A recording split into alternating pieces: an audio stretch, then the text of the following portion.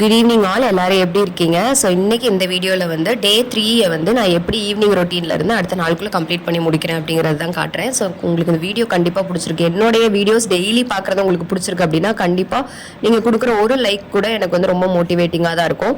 So கண்டிப்பாக like பண்ணுங்கள், subscribe பண்ணுங்கள். நிறைய பேர் சப்ஸ்கிரைப் பண்ணாமல் பார்த்துட்டு இருக்கீங்கன்னு நினைக்கிறேன். சப்ஸ்கிரைப் பண்ணால் எனக்கு கொஞ்சம் மோட்டிவேஷனாக இருக்கும். பிடிச்சிருந்ததுன்னா கண்டிப்பாக கமெண்ட்டும் பண்ணுங்கள்.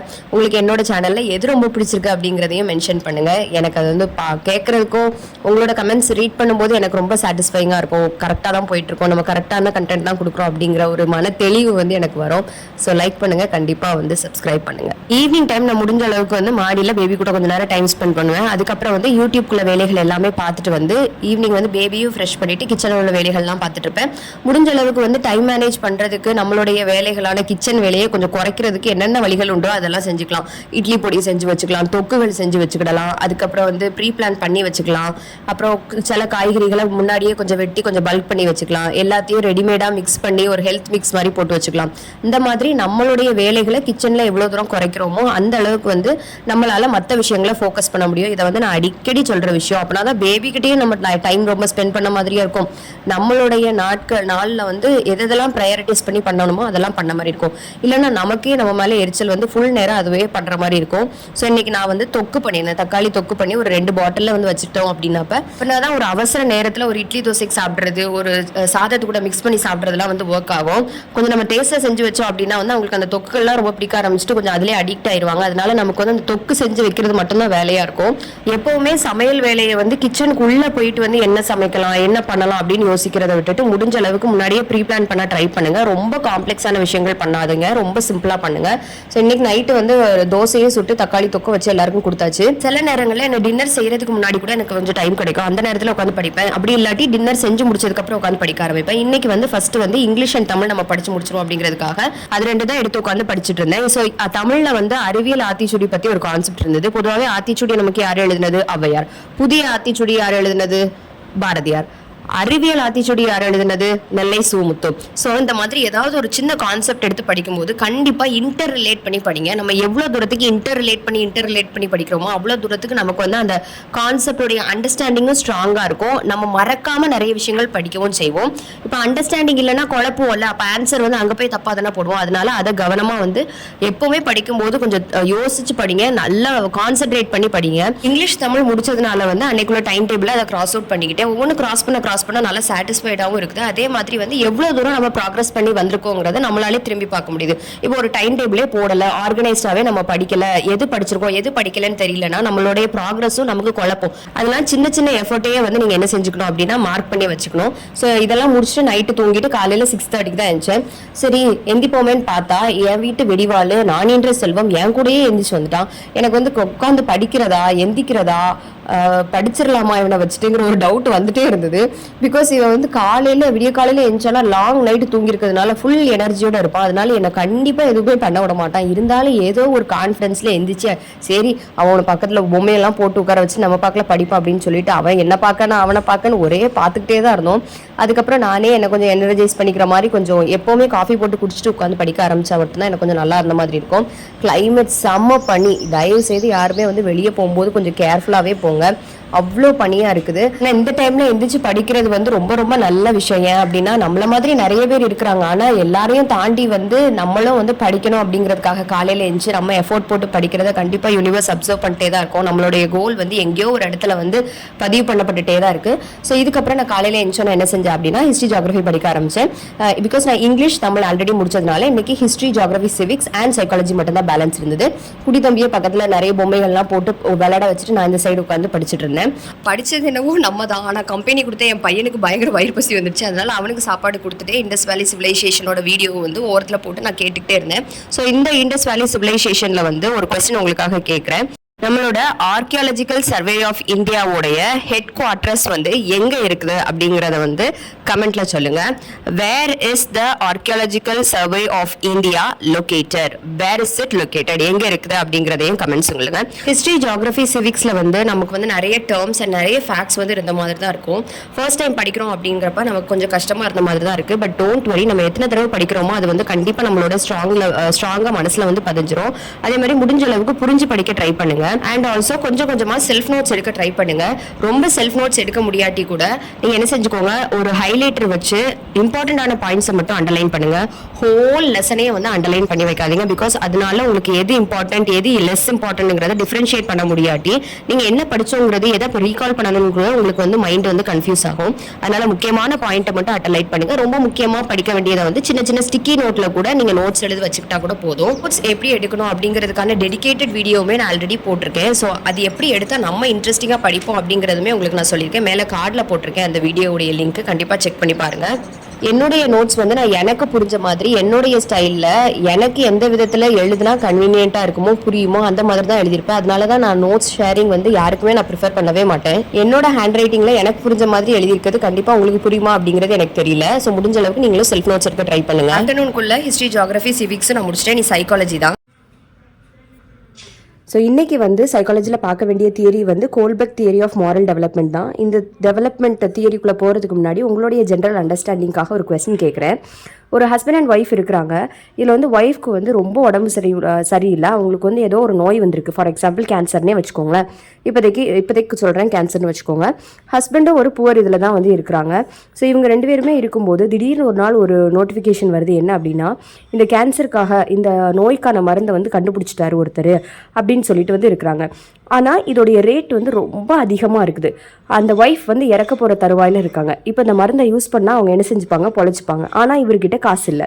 ஸோ இவர் என்ன செய்கிறாரு, அந்த கெமிஸ்ட் கிட்ட போய் என்ன செய்கிறாரு, திருடுறாரு. அந்த மருந்தை வந்து திருடுறாரு. இப்போ நீங்கள் சொல்லுங்கள், இவர் திருடுறது தப்பா கரெக்டா? இவர் திருடுறது தப்பா கரெக்டா அப்படிங்கிறது உங்களுக்கு ஒரு ஜட்ஜ்மெண்ட் வரும். சரின்னு வரும், இல்லைனா தவறுன்னு வரும். இதை வந்து சரின்னு நீங்கள் எதை வச்சு சொல்கிறீங்க, தவறு அப்படிங்கிறத எதை வச்சு சொல்கிறீங்க. ஸோ இதை பற்றி தான் இந்த தியரி வந்து இருக்க போகுது. அதாவது சின்ன வயசுலேருந்து வளர்கிற வரைக்கும் நம்மளுடைய மாரல் வேல்யூஸ்லாம் இருக்குல்ல, இதை வந்து இது பண்ணுனா சரி, இது பண்ணுனா தவறு, why is this right, why is this wrong அப்படிங்கிற மாரல் ரீசனிங் நம்ம வரோம்ல, அதை பற்றி தான் வந்து கோல்பர்க் வந்து இந்த தியரி வந்து டெவலப் பண்ணியிருப்பார். ஸோ இது வந்து இதுதான் தப்பு, இதுதான் கரெக்டு அப்படிங்கிறதுக்கான மாரல் ஜட்ஜ்மெண்ட் நம்ம கொடுக்குறோம்ல, அது எதனால பண்ணுறோம், எந்தெந்த விஷயங்கள்னால பண்ணுறோம் அப்படிங்கிறதுக்கான ஸ்டேஜஸ் தான் வந்து இதில் கொடுத்துருப்பாரு. ஸோ இதில் வந்து இவர் வந்து எந்த தியரியை வந்து டிரைவ் பண்ணி ஓரளவுக்கு ரிலேட் பண்ணி எழுதியிருப்பார் அப்படின்னா, நேற்று படித்த பியாஜெட் தியரி ஆஃப் காக்னிட்டிவ் டெவலப்மெண்ட் மூலமாக தான் வந்து இருந்திருப்பார். ஸோ இதோடைய ஸ்டேஜஸ் வந்து மொத்தமாக 6 ஸ்டேஜஸ் இருக்கும், 3 லெவல்ஸ் இருக்கும். ஸ்டேஜஸ் மொத்தம் 6, லெவல்ஸ் வந்து மொத்தம் 3. ஸோ இதில் வந்து 3 லெவல் நான் சொல்கிறேன். ஃபஸ்ட்டு வந்து pre conventional level, conventional level, post conventional level. So pre கன்வென்ஷனலுங்கிறது சின்ன பிள்ளைங்க மாதிரி, கன்வென்ஷனல் வந்து இந்த அடலசன் ஏஜுக்கு முன்னாடி இருப்பாங்கல்ல அது. அதுக்கப்புறம் போஸ்ட் கன்வென்ஷனல் லெவல் வந்து அடல்ட்டில் உள்ளது. ஸோ இந்த லெவல்ஸ் வந்து 3. ஒவ்வொரு லெவலுக்கு உள்ளேயும் 2 ஸ்டேஜஸ் இருக்குது. ஒவ்வொரு லெவலுக்கு உள்ளேயுமே 2 ஸ்டேஜஸ் இருக்குது. இப்போ ப்ரீ கன்வென்ஷனல் லெவல் எடுத்துப்போம். ப்ரீ கன்வென்ஷனல் லெவல்னால் வந்து சின்ன குழந்தைங்க. ஸோ இப்போ வந்து ஃபஸ்ட் லெவல் பார்க்கலாம். ஃபஸ்ட் லெவல் வந்து ப்ரீ கன்வென்ஷனல் மொராலிட்டி. இது வந்து ஒரு சின்ன குழந்தை வந்து எந்த விஷயத்தை யூஸ் பண்ணி இதை வந்து நம்ம பண்ணலாம், இதை வந்து நம்ம பண்ணக்கூடாது அப்படின்னு நினைக்கும். ஸோ ஃபஸ்ட்டு ஸ்டேஜ் 1ல் வந்து ஒபீடியன்ஸ் அண்ட் பனிஷ்மெண்ட். இது என்ன அப்படின்னா, நம்ம திருடுனா கண்டிப்பாக நமக்கு பனிஷ்மெண்ட் கிடைக்கும், அதனால நம்ம திருடக்கூடாது, லாவை ஒபே பண்ணணும் அப்படின்னு சொல்லிட்டு அது என்ன செய்யணும்னா, எனக்கு இது பிரச்சனையாக வரும், நான் திருடுனா எனக்கு பிரச்சனை வரும், அதனால நான் திருட மாட்டேன் அப்படின்னு சொல்லுவோம். இதுதான் ஸ்டேஜ் 1. ஸ்டேஜ் 2 என்னன்னா, இண்டிவிஜுவலிசம் ப்ளஸ் எக்ஸ்சேஞ்ச். அப்படி இல்லாட்டி இதுக்கு இன்னொரு பேரும் இருக்குது, இன்ஸ்ட்ருமெண்டல் பர்பஸ் ஓரியன்டேஷன் அப்படிங்கிறது. ஸோ இதுவும் அப்படிதான். இதை திருடுறதுனால எனக்கு எந்த பயனும் இல்லை, எனக்கு வந்து எந்த விதத்துலையுமே அது நல்லது கிடையாது, அதனால எனக்கு பிரச்சனை தான், அதனால இது திருடக்கூடாது அப்படின்னு வந்து நினைப்பாங்க.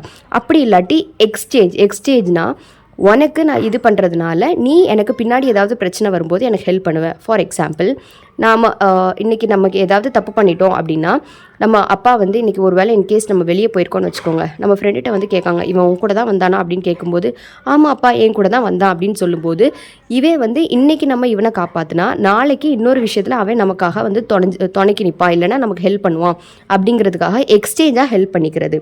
ஸோ அவனுக்கு ஹெல்ப் பண்ணால் எனக்கு இன் ரிட்டர்ன் ஹெல்ப் கிடைக்கும், இல்லைனா எனக்கு இன் ரிட்டர்ன் ஏதாவது ஒரு நல்லது கிடைக்குங்கிற பர்பஸ்க்காக பண்ணுறது தான் pre conventional morality.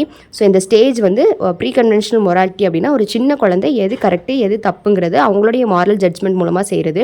For example, தப்பு பண்ணுனா நமக்கு பனிஷ்மெண்ட் கிடைக்கும், அதனால் அவாய்ட் பண்ணுவாங்க. இல்லைனா அவங்களுக்கு ஏதாவது ஒரு விதத்தில் வந்து நல்லதாக இருந்தால் மட்டும்தான் அதை செய்வாங்க. நமக்கு வந்து இந்த ஹெல்ப் பண்ணால் திருப்பி அவங்களும் நமக்கு ஹெல்ப் பண்ணுவாங்க அப்படிங்கிற இன் ரிட்டர்ன் ஜட்ஜ்மெண்ட்டில் தான் இதை வந்து செய்வாங்க. ஸோ இதோடைய செகண்ட் லெவல் வந்து கன்வென்ஷனல் மொராலிட்டி. கன்வென்ஷனல் மொராலிட்டி வந்து சோஷியல் அண்ட் சொசைட்டி சம்மந்தப்பட்டது. ஸோ இதில் உள்ள 2 ஸ்டேஜ் என்ன அப்படின்னா, கொஞ்சம் கொஞ்சமாக அவங்க வந்து சோஷியல் உள்ள ரூல்ஸ் எல்லாம் அக்செப்ட் பண்ண ஆரம்பிப்பாங்க. அது மட்டும் இல்லாமல் சில ரோல் மாடல்ஸ்லேருந்து வந்து படிச்சு ஸ்டார்ட் பண்ணுவாங்க. அது வந்து டீச்சராக இருக்கலாம், அவங்க ரிலேட்டிவ்ஸில் உள்ளவங்களா இருக்கலாம், இல்லைனா வேறு யாராக கூட இருக்கலாம். அதில் வந்து 2 ஸ்டேஜ் கொடுத்துருக்காங்க, ஸ்டேஜ் 3, ஸ்டேஜ் 4.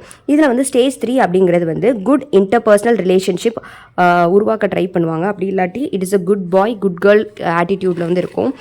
ஸ்டேஜ் 4 வந்து maintaining social order which is law and order follow பண்ணுறது, ஒரு குறிப்பிட்ட செட் ஆஃப் ரூல்ஸ் வந்து ஃபாலோ பண்ணுறது. குட் இன்டர்பர்சனல் ரிலேஷன்ஷிப்னா என்னென்னா, அவங்க வந்து அவங்க மேலே எந்த பழியும் வந்துடக்கூடாது அப்படிங்கிறதுக்காக ஒரு குட் பாய் குட் கேர்ள் ஆட்டிடியூட்லேயே வெளியே இருக்க ட்ரை பண்ணுவாங்க. ஸோ இந்த மாதிரி ஒரு சிச்சுவேஷனை இப்போ வந்து அவன் திருடுறது, அந்த மருந்து திருடுறது தப்பாக கரெக்டாக அப்படின்னு கேட்கும்போது அவன் வந்து அவனோட ஒய்ஃபுக்கு வந்து ஒரு நல்ல ஹஸ்பண்டாக தான் இருக்கணும். ஸோ இதில் வந்து திருடுறது தப்பு இல்லை அப்படின்னு வந்து சொல்லுவாங்க. ஸ்டேஜ் 4 என்ன அப்படின்னா வந்து maintaining social order. For example இப்போ ஸ்கூலில் வந்து ஒரு பீரியடில் கிளாஸ் ரூம்குள்ளே 2 பசங்க சண்டை போட்டுட்ருக்காங்க அப்படின்னா வந்து திடீர்னு அதை ஸ்கூல் டீச்சர் வந்து பார்த்துட்டு இப்படி சண்டை போடக்கூடாது, இப்படிலாம் ஸ்கூலுக்குள்ளே சண்டை போடுறது தப்பு அப்படின்னு சொல்லிட்டு ஒரு ஆர்டரை ரூல் பண்ணுறதுக்கு அவங்கள்ட்ட சொல்லிக் கொடுக்குறாங்கல்ல. ஸோ அதுதான் வந்து மெயின்டைனிங் சோஷியல் ஆர்டர். ஸோ இதில் கூட சுற்றி நின்று வேடிக்கை பார்க்குறவங்க நிறைய பேர் இருப்பாங்க. சிலர் வந்து நினைப்பாங்க நம்ம போய் இப்போ போய் சண்டையை தீக்க போனோன்னா அந்த பிரச்சனையில் நம்மளே இழுத்து விட்ருவாங்கப்பா, நம்ம பேர் கெட்டு போயிடும் அப்படிங்கிறதுனால குட் பாய் குட் கேர்ள் ஆட்டிடியூடில் கூட வருவாங்க. அப்படி சிலர் வந்து இன்னும் இல்லாத கூட சுற்றி இருக்கிறவங்க நிறைய பேர் இன்றைக்கி நம்ம போய் அவனுடைய பிரச்சனைகளை நம்ம விளக்கணும் அப்படின்னா நாளைக்கு மறுபடியும் அவன் மூலமாக நமக்கு ஏதாவது பிரச்சனை வந்ததுன்னா நம்ம இப்போ ஹெல்ப் பண்ணவங்களும் வந்து நமக்கு ஹெல்ப் பண்ணுவாங்க அப்படின்னு சொல்கிறது வந்து இந்த கேட்டகரியில் தான் வரும். ஸோ மெயின்டைனிங் சோஷியல் ஆர்டர்னா ஒரு கிளாஸ் ரூம்குள்ளே 2 பேர் சண்டை போடுறாங்கன்னா டீச்சர் வந்து விலக்கி வச்சு இப்படிலாம் ஸ்கூலுக்குள்ளே பண்ணக்கூடாது அப்படின்னு சொல்கிறாங்கல்ல, அதுதான் வந்து மெயின்டைனிங் சோஷியல் ஆர்டர்.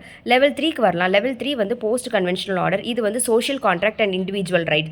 ஸோ ஒரு கண்ட்ரியில் நம்ம வாழ்கிறோம், நமக்கு வந்து வார்னாலேயோ இல்லை ஏதாவது ஒரு பிரச்சனை வந்துடக்கூடாது அப்படிங்கிறதுக்காக நம்ம வந்து குறிப்பிட்ட லீடர்ஸை எலெக்ட் பண்ணி நம்மளை காத்துக்கிறோம். ஸோ அந்த கான்செப்டுக்கு கீழே தான் வந்து இது வரும். இப்போ வந்து எல்லா இதையும் தாண்டி மனுஷனோட உயிர், இப்போ இந்த கெமிஸ்ட்ரியே நீங்கள் பார்த்துக்கிட்டீங்க அப்படின்னா அந்த திருடுறதை விட அந்த மனைவியோட உயிர் தான் என்னது ரொம்ப முக்கியம். அந்த காசு அந்த நேரத்தில் முக்கியமாக இல்லை அந்த திருடுற ஆக்ட் அந்த முக்கியமாக இல்லை அப்படின்னா ஒரு உயிர் முக்கியம் அப்படின்னா நமக்கு உயிர் தான் முக்கியம். ஸோ இந்த ஆர்டருக்கு கீழே தான் வந்து social contract and individual rights வரும். லாஸ்ட் ஸ்டேஜ் யூனிவர்சல் பிரின்சிபல் அப்படின்னா இப்போ எல்லாத்தையுமே நம்ம பார்த்துருப்போம், இதெல்லாம் பார்த்து தான் நம்ம வளர்ந்துருப்போம். நமக்கு எது கரெக்டுன்னு தோணுதோ அதுக்கேற்ற மாதிரி நம்ம வந்து மாற்றிக்கிறது அப்படி தான் வந்து யூனிவர்சல் பிரின்சிபல். ஸோ இந்த எல்லா ஸ்டேஜுமே உங்களுக்கு புரிகிற மாதிரி நான் எக்ஸ்பிளைன் பண்ணியிருப்பேன் அப்படின்னு நினைக்கிறேன். ஸோ இந்த மாரல் டெவலப்மெண்ட்டுங்கிறது உங்களுக்கு நல்லாவே புரிஞ்சிருக்கும் அப்படிங்கிறத நம்புகிறேன். ஸோ இதோடய நானும் சைக்காலஜி படித்து முடிச்சாச்சு. இனி அடுத்த ஷெடியூலுக்கு ரெடியாக வேண்டியதான். எத்தனை பேர் இந்த ஷெடியூலை வந்து கம்ப்ளீட் பண்ணிங்க அப்படிங்கிறதையும் வந்து கமெண்ட்டில் போடுங்க. ஸோ உங்களுக்கு இந்த ஷெடியூல் படிக்கும்போது உங்களுக்கு என்னெல்லாம் தோணுது அப்படிங்கிறதையும் கண்டிப்பாக வந்து கமெண்ட்ஸில் ஷேர் பண்ணுங்கள். உங்களுக்கு முடிஞ்ச அளவுக்கு நான் கண்டிப்பாக ரிப்ளை பண்ணுவேன்.